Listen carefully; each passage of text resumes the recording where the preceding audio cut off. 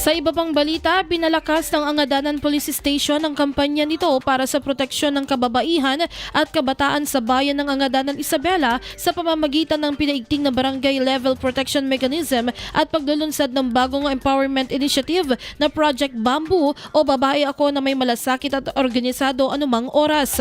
Kabilang dito ang mas pinaigting na implementasyon ng Barangay Women and Children Protection Desk Action Partners o BIWA program at ang pagsasagawa ng research or ng search for outstanding Barangay Women and Children Affairs Officers.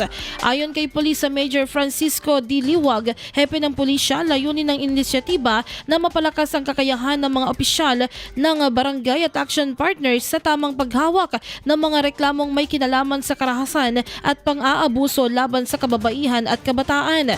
Binigyang diin naman ni Police Captain Perla E. Y. Soriano, hepe ng Women and Children Protection Desk ng Isabela Police Provincial Office, ang kahalagahan ng matibay na koordinasyon sa grassroots level upang matiyak ang agarang tulong at hustisya para sa mga biktima. Anya inorient ang mga kalahok hinggil sa mandato, tungkulin at responsibilidad ng BWAP members at BWOS bilang frontline partners ng PNP sa pagpapatupad ng mga programang pangproteksyon.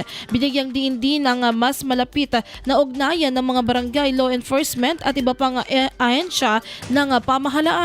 Layunin ng proyekto na isulong ang karapatan ng kababaihan, hikayatin ang aktibong partisipasyon nila sa komunidad at palakasin ang kamalayan at sama-samang pagkilos laban sa lahat ng anyo ng karahasan at pang-aabuso.